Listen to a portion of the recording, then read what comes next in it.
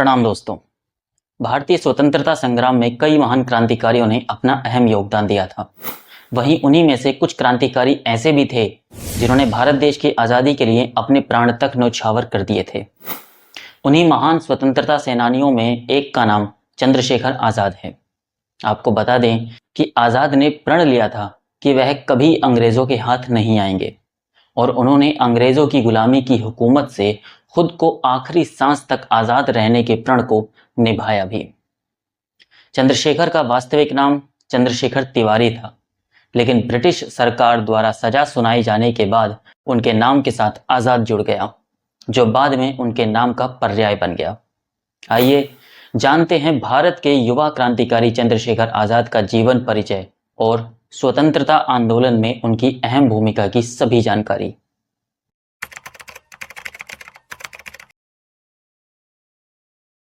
चंद्रशेखर आज़ाद का जन्म 23 जुलाई 1906 को मध्य प्रदेश के झाबुआ जिले के भावरा नामक गांव में हुआ था। उनके पिता का नाम सीताराम तिवारी और माता का नाम जगरानी देवी था। आज़ाद का प्रारंभिक जीवन आदिवासी बाहुल्य क्षेत्र में स्थित भावरा गांव में ही बीता। अपने बचपन में ही आज़ाद ने भील बालकों के साथ मिलकर निशानेबाजी और धनुर्विद्या सीख ली थी। 13 अप्रैल 1919 को जलियांवाला बाग हत्याकांड के समय आज़ाद बनारस में पढ़ाई कर रहे थे। इस घटना ने पूरे देश को हिलाकर रख दिया। वहीं बालक आज़ाद को अंदर से झकझोर दिया। उस समय ही उन्होंने यह तय कर लिया कि वह भी स्वतंत्रता आंदोलन में भाग लेंगे और फिर वह महात्मा गांधी के वर्ष 1921 में चलाए जा रहे असहयोग आंदोलन से जुड़ गए। लेकिन सन 1922 में चोरी चोरा की घटना के बाद गांधी जी ने अपना असहयोग आंदोलन वापस ले लिया, तो आज़ाद का कांग्रेस से मोह भंग हो गया। इसके बाद आज़ाद पंडित राम प्रसाद बिस्मिल, शचीन्द्रनाथ सन्याल, योगेश चंद्र चैटर्जी जैसे क्रांतिकारियों के संपर्क में आए। उस समय बनारस क्रांतिकारियों का गढ़ था और वह 1924 में गठित हिंदुस्तान रिपब्लिक एसोसिएशन से जुड़ गए।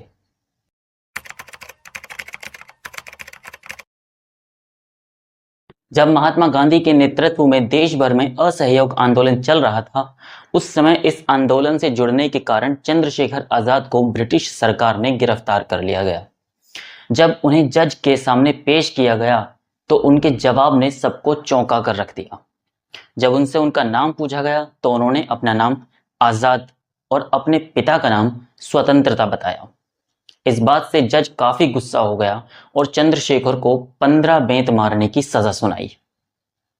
उस समय जज के आदेश अनुसार बालक चंद्रशेखर को 15 बेंत लगाई गई, लेकिन उन्होंने उफ तक नहीं किया, बल्कि वह हर बेंत के साथ भारत माता की जय का नारा लगाते रहे। इस घटना के बाद से लोगों ने उन्हें आज़ाद बुलाना शुरू कर दिया।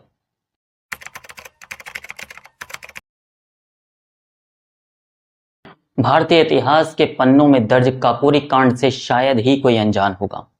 दरअसल इस दौरान Hindustan socialist Republican association HSRA दल के 10 सदस्यों ने काकोरी ट्रेन लूट को अंजाम दिया था, क्योंकि उस समय क्रांतिकारी गतिविधियों के लिए अधिकांश धन संग्रह सरकारी संपत्ति की लूट के माध्यम से ही किया जाता था। आज़ाद का मानना था कि यह लूटा हुआ धन भारतीयों का ही है, जिसे ब्रिटिश हुकूमत ने जबरन हम पर शोषण करके लूटा है। इस कांड को मुख्य रूप से राम प्रसाद बिस्मिल, चंद्रशेखर आज़ाद, अशफाक उल्लाह खां, राजेंद्र लाहिड़ी और मनमथनाथ गुप्ता ने अंजाम दिया था।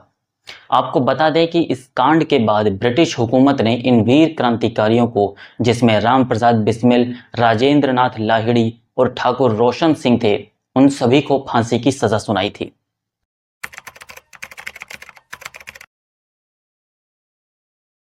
इस घटना के बाद दल के ज्यादातर सदस्य ब्रिटिश सरकार द्वारा गिरफ्तार कर लिए गए और दल बिखरने लगा। इसके बाद आज़ाद और दल के अन्य प्रमुख सदस्यों के सामने एक बार फिर से दल खड़ा करने का संकट आ गया। हालांकि ब्रिटिश हुकूमत आज़ाद और दल के अन्य सभी सदस्यों को पकड़ने की लगातार कोशिश कर रही थी, लेकिन उनकी यह कोशिश नाकाम रही और आज़ाद उनसे बच निकलकर सुरक्षित दिल्ली पहुंच गए।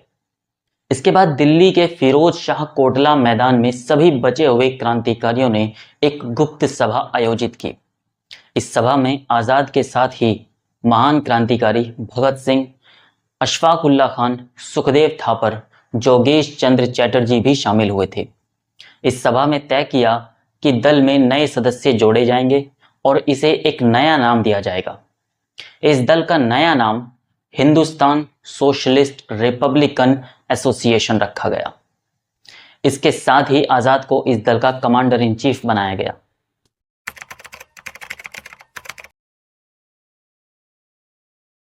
सन 1928 में साइमन कमीशन के खिलाफ प्रदर्शन के दौरान ब्रिटिश हुकूमत द्वारा किए गए लाठीचार्ज में लाला लाजपत राय की बुरी तरह घायल हो गए और कुछ ही दिनों बाद उनकी मृत्यु हो गई।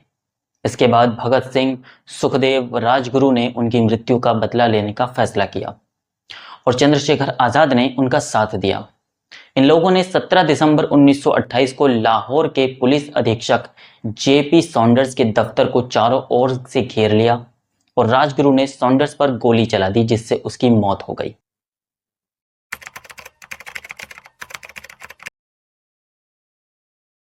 इसके बाद आयरिश क्रांति से प्रभावित भगत सिंह ने चंद्रशेखर आजाद, राजगुरु और सुखदेव के साथ मिलकर ब्रिटिश सरकार के खिलाफ कुछ बड़ा धमाका करने की सोची। तब वर्ष 1929 को भगत सिंह ने अपने साथी बटुकेश्वर दत्त के साथ मिलकर दिल्ली के अलीपुर रोड में स्थित ब्रिटिश सरकार की असेंबली हॉल में बम फेंक दिया। इसके साथ ही उन्होंने इंकलाब जिंदाबाद के नारे भी लगाए और पर्चे बांटे, लेकिन वह कहीं भागे नहीं बल्कि खुद ही गिरफ्तार हो गए। इसके बाद भगत सिंह, शिवराम राजगुरु और सुखदेव थापर पर मुकदमा चलाया गया, जिसके बाद उन्हें फांसी की सजा सुनाई गई।